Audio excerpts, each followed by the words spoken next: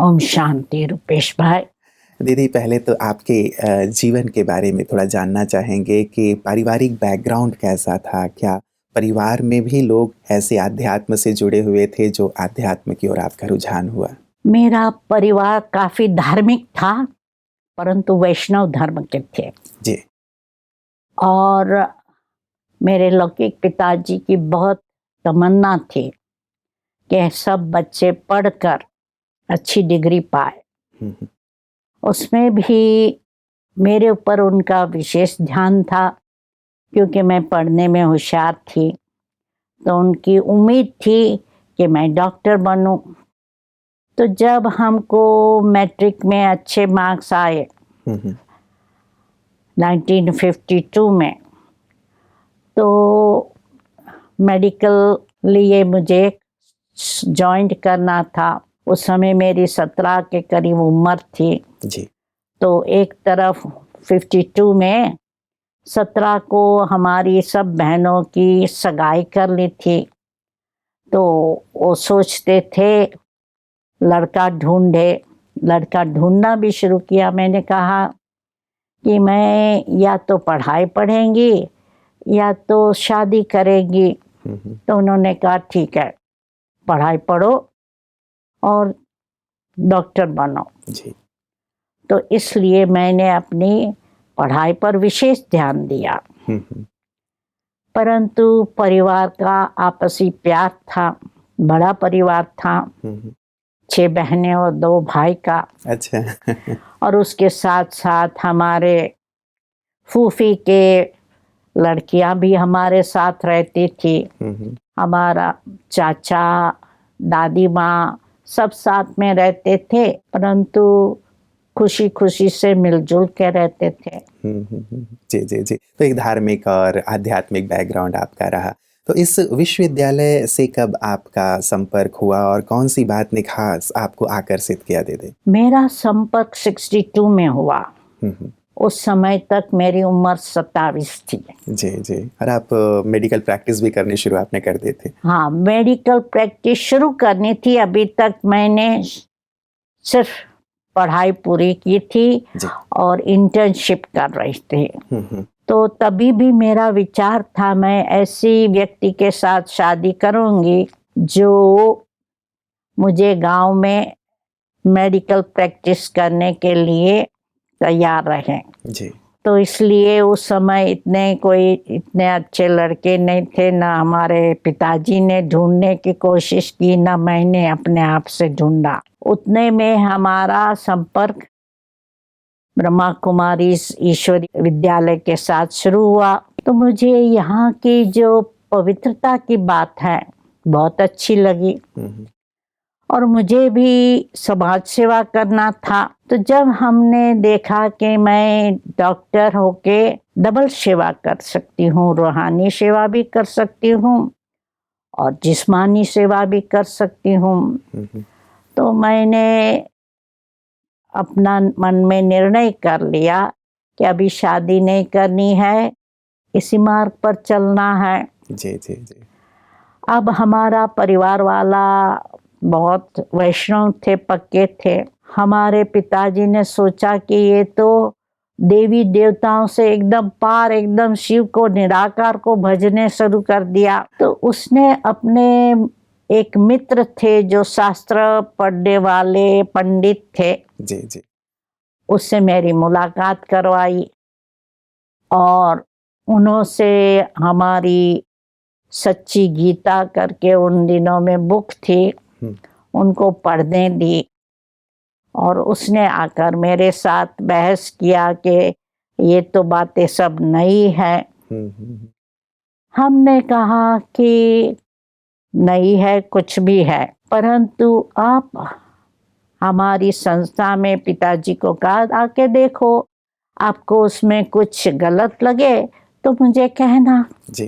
तो हमारे पिताजी सचमुच बहुत बड़ी दिल वाले, दिव्य फार साइटेड थे। तो उन्होंने कहा आप पढ़ी लिखी हो, अपने पांव पर खड़ी हो सकती हो और आपको जो बात यथार्थ लगे उस पर चलो। मतलब उनका उतना दबाव नहीं रहा, उन्होंने आपके ऊपर छोड़ दिया इस बात को। या जी, मेरे जी। ऊपर छोड़ दिया। हम्म। और भल उन्होंने पिताश्री से मिले, ब्रह्मा बाबा को मिले, मातेश्वरी सरस्वती को मिले, और हमारे ज्ञान की प्रदर्शनी जो है, विश्व नवनिर्माण प्रदर्शनी, वो भी देखी। वो कहे कि ये बातें सब मैं नहीं मानता हूँ, अच्छा। फिर भी सहयोगी बने। जब भी हम उनको निमंत्रण देते थे, क्योंकि वो हमारे घर से और सेवा केंद्र से 5 मिनट दूर रहते थे। जी जी जी। और हमारे गांव में कांदिवली, जो मुंबई का सबब है, वहाँ प्रतिष्ठित सोशल वर्कर थे। जी जी जी। तो जब भी हम कुछ फंक्शन करते थे, निमंत्रण देते थे, आते थे, कहते थे मैं आपके कारण आता हूँ, मैं आपकी बातें नहीं मानता हूँ। तो मतलब सहयोगी रहे। पिताजी ने जैसे आपको सहयोग दिया कि ठीक है आप अपना मार्ग चुन सकते हैं, आपकी माताजी या भाई बहन या अन्य जो सगे संबंधी थे, उनकी क्या प्रतिक्रिया थी? क्या उन्होंने दबाव डाला कि नहीं, ये जो हमारा पंथ है, वैष्णव धर्म को हम मानते हैं, हम इसी में आगे कंटिन्यू आप करो? नहीं, लकीली मेरा इतना एक्सटेंडेड फैमिली नहीं था जी। क्योंकि 1962 तक मेरे दादी मर गई थी, चाचा भी मर गए थे, फोई फूफा फूफी सब मर गए थे। मामा नहीं था, माँ भी नहीं थी। जी जी। सिर्फ कजिन्स थे। तो उन्होंने कोई एतराज नहीं उठाया। इतने तक कि मैं जब से 66 में सेवा केंद्र में रहने लगी, तब से मैंने एक रात भी घर में नहीं सोई। और जब भी घर जाती थी तो सिर्फ फलाहार या दूध, दही, लस्सी यही लेती थी। जी जी जी। और उन्होंने कभी इतराज नहीं उठाया। चलिए, एक बहुत तो सुंदर बात है। हमारी माताजी ने अच्छा सहयोग दिया। जी जी। अन्यथा उनको रहता है कि बच्ची घर में आई है तो जरूर खाए पिए और ये सारी चीजें। नॉट ओनली दैट, परंतु समझो 71 से मैं विदेश गई। जी जी।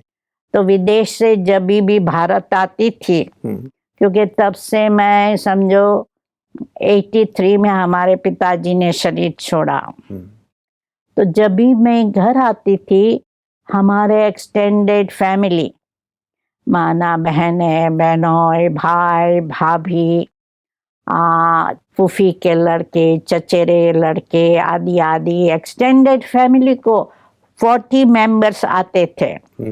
उनको भोजन के लिए मेरे कारण बुलाते थे। अच्छा। और मैं भोजन नहीं खाती थी। मैं जाकर 1 घंटा मिल के आती थी। जी जी। और दे वर वेरी हैप्पी। तो क्या है कि वो अपने मार्ग पर चलते रहे। हमारे परिवार से मेजॉरिटी वैष्णव मार्ग पर चलते रहे। जी जी जी। और आपको सह मार्ग पे चलने की अनुमति उन्होंने सहयोग और रिस्पेक्ट। जी जी जी। रिस्पेक्ट देते रहे। बहुत सुंदर रहा कि ये सहयोग आपको प्राप्त हुआ, अन्यथा लोगों के मार्ग में बहुत सारी बाधाएं अपने परिवार की ओर से भी आती हैं।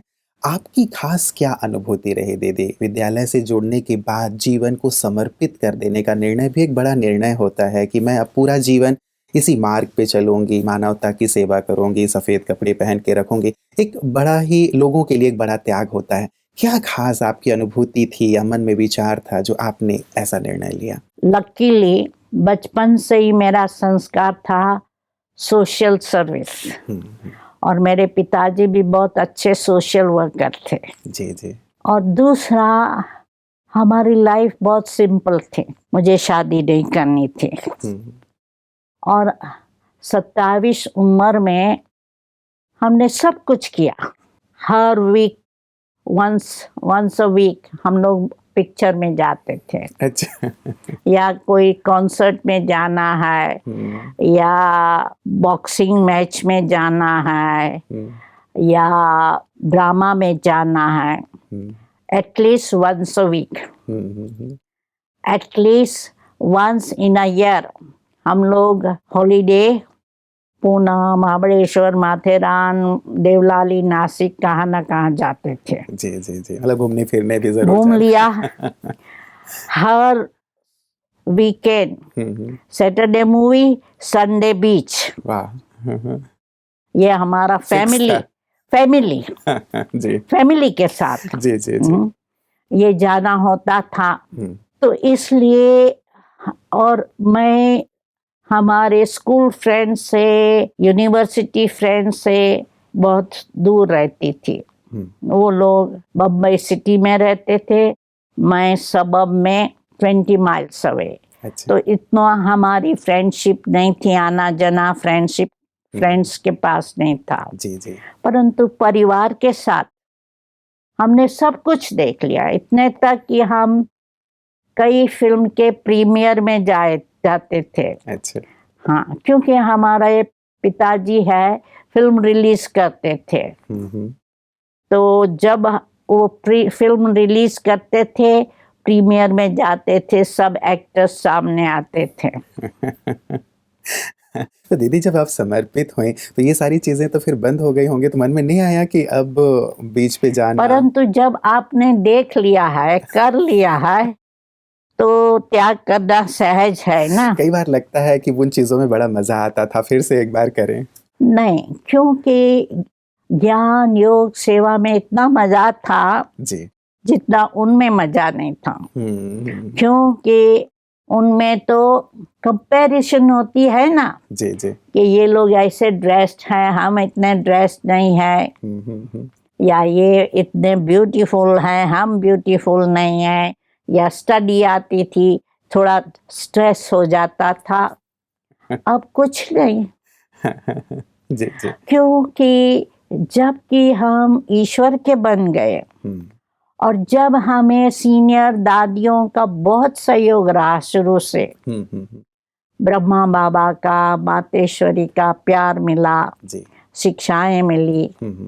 बम्बई में हमारे पास बहुत दादियाँ थी, उन्हों के साथ भी ज्ञान की, अनुभवों की लेन देन होती रहती थी। जी जी जी। और जब ही सेवा केंद्र शुरू हुआ तो हर दिन राय लेने के लिए मैं एक सीनियर दादी से बातचीत करके उनसे राय ले लेती थी। जी। तो I used to remain light, कोई जिम्मेवारी का जैसे बोझा नहीं लगा। जी जी, और इजी रहे आप। इजी। दीदी एक विज्ञान का आपका बैकग्राउंड रहा, आप मेडिकल स्टूडेंट रहे, तो ये जो आध्यात्मिक बातें हैं आत्मा की, परमात्मा की, कई बार जो विज्ञान के स्टूडेंट्स होते हैं या बहुत इंटेलेक्चुअल होते हैं, इन चीज़ों पे उतना विश्वास नहीं करते क्योंकि वो चीज़ें जो देखते हैं उस पे विश्वास करते हैं। तो आपका इन चीज़ों पे विश्वास होना, क्या आपने भी इन्हें तर्क की कसौटी पे कसा या कुछ एक्सपेरिमेंट किए या खुद अपने अनुभव के आधार पे इन्हें समझा, क्या किया आपने? शुरू में हमको टाइम लगा, क्योंकि चलो निराकार शिव परमात्मा है, वो सहज मान लिया। परंतु जो ज्ञान की गुह्य बातें हैं कि ड्रामा 5000 वर्ष के बाद हूबहू रिपीट होता है, और शिव बाबा ब्रह्मा के तन में आकर ज्ञान देता है, उस बात को मानने में मुझे 4 मास लग गया। जब मैं सभी का अनुभव सुना जी।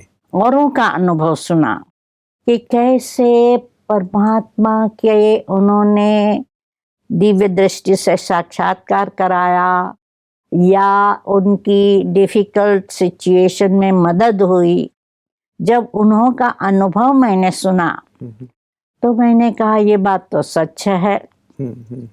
तो जब ये समझ लिया कि ये कार्य परमात्मा का है, तो जो परमात्मा कहते हैं वो सच है। मतलब उनके अनुभवों के आधार पे आपने ये स्वीकार किया? अनुभव के, औरों के अनुभव के आधार जी पर। जी जी, कि जब इतने सारे लोग अपना अनुभव शेयर कर रहे हैं तो जरूर ये बात सत्य होगी। फिर क्या आपने एक्सपेरिमेंट करके भी देखा दीदी कि जो बातें ये हैं सचमुच क्या ये जीवन के लिए ऐसी सार्थक हैं? क्या इस प्रकार की तार्किक बुद्धि आपकी थी? नहीं, हमारी इतनी तार्किक बुद्धि नहीं थी। हमारी कुछ भावनात्मक बुद्धि थी। जी, यदि भावना होती है तो ये सब चीज़ें जीवन में लाना बहुत सहज हो जाता है। यदि प्रैक्टिस और लोगों का प्रैक्टिकल जीवन जी। जिसके भी संपर्क में आते हैं, हुँ। दादियों के, उनका प्यार, उनकी धारणा, ये सब देखते हैं जी। तो लगता है कि ये सचमुच सच है ना। हुँ। क्योंकि दुनिया में जब हम पाखंड देखते हैं, पैसे के लिए क्या क्या करते हैं और धर्म के नाम पर कितना लूटते हैं लोगों को, भक्तों को, तो नेचुरली है हमारी भक्ति से भावना हट गई थी। क्योंकि हमारा परिवार था महाराष्ट्र में, पंढरपुर है, पंढरीनाथ है, विठोबा, जी। वो मंदिर है, उसमें जाते थे। और एक वर्ष हम लोग श्रावणी पूर्णिमा के दिन गए, गुरु पूर्णिमा कहो, श्रावणी पूर्णिमा कहो, शरद, उस पूर्णिमा हम गए जी। भक्तों की भीड़, फर्श एकदम पानी और कीचड़ से। और क्या था कि हम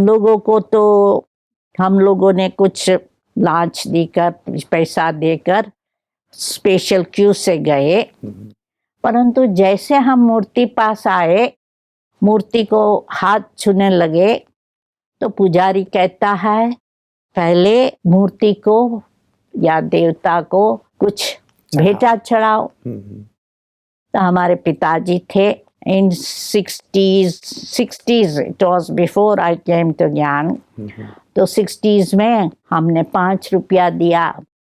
तो कहता है नहीं, जितना आप देवता को देते उतना पुजारी को दो। अच्छा। हमने कहा हमारा फेथ देवता में है, पुजारी के दिए हम नहीं यहाँ आए हैं। तो उस दिन से हमने मन में निर्णय किया I am never going to go back there, और मैं नहीं गई कभी। जी। हरिद्वार में हम गए परिवार के साथ यात्रा करने जी। जैसे भी हम कार से उतरे, पंडे हमको घेर लिया, आपका गोत्र क्या है, सरनेम क्या है, बाप दादा का नाम क्या है, हम आपके परिवार के पंडे हैं। और इतने भिखारी आसपास आ गए, एक को पैसा दिया तो और भी ज्यादा आ गया। जी कि उसको दिया है हमें भी दो। हमने कहा तो ऐसी भक्ति से हम कभी